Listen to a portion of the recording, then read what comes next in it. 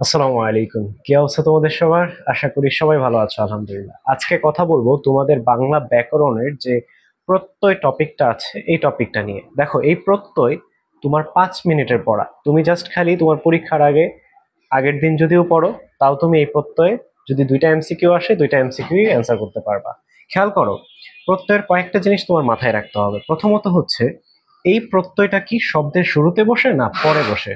অবশ্যই শব্দের পরে বসে, অর্থাৎ একটা শব্দ তারপরে যে এই প্রত্যয়টা বসে। আমরা উপসর্গের ক্ষেত্রে শিখেছিলাম যে শব্দের শুরুতে হচ্ছে উপসর্গ বসে, আর প্রত্যয়ের ক্ষেত্রে হচ্ছে শব্দের শেষে বসে। এখন খেয়াল করো, এই প্রত্যয়টা আবার শুধু শব্দর শেষেই বসে না, ধাতুর শেষেও বসতে পারে। অর্থাৎ ধাতু কি জিনিস দেখো, তোমাকে একটা এক্সাম্পল দিই। যেরকম ক্রি যোগ তব্য, যেটা হচ্ছে কর্তব্য।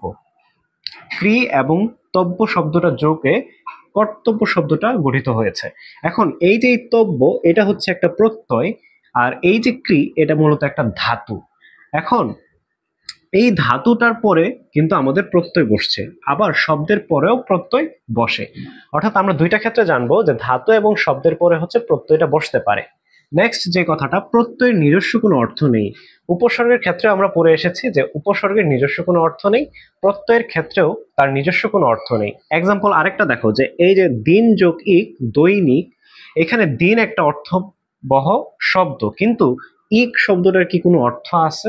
ইক কিন্তু একটা প্রত্যয়, অর্থাৎ এই প্রত্যয়ের কিন্তু কোনো অর্থ নেই। অর্থাৎ প্রত্যয়ের নিজস্ব কোনো অর্থ নেই। দুইটা জিনিস তুমি ক্লিয়ার হয়েছ। আরো দুইটা জিনিস তোমাকে জানতে হবে, সেগুলো কি?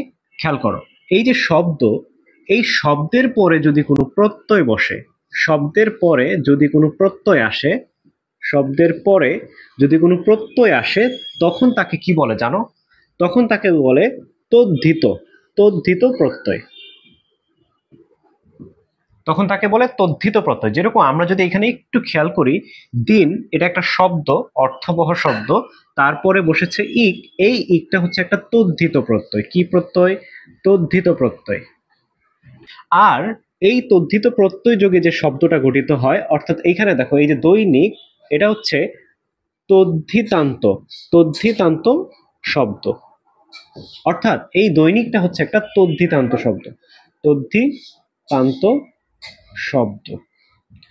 এরপর খেয়াল করো, আরেকটা জিনিস জানতে হবে, এই যে ধাতুর পর যদি কোনো প্রত্যয় বসে, ধাতুর পরে যদি কোনো প্রত্যয় বসে, তাহলে তখন তাকে আমি বলবো কৃৎ প্রত্যয়। কি প্রত্যয়?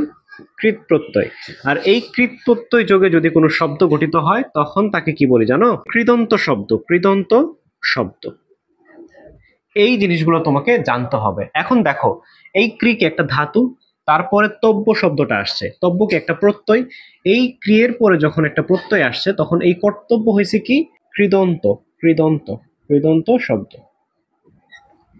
এই কৃদন্ত শব্দ।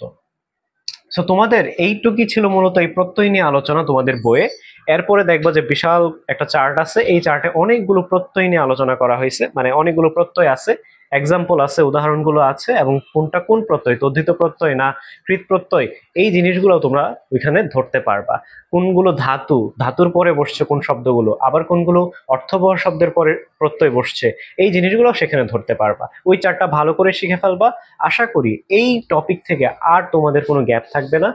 বিগত বছরের ব্যাকরণের যে গাইডটা আছে, সেখানকার এমসিকিউ গুলো সলভ করবা, দেখবা যে তুমি এই প্রত্যয় টপিকটা তোমার কাছে একদম ইজি হয়ে গেছে। সো নেক্সট ভিডিওতে আবারও দেখা হবে, সেই পর্যন্ত ভালো থাকো। আল্লাহ হাফেজ।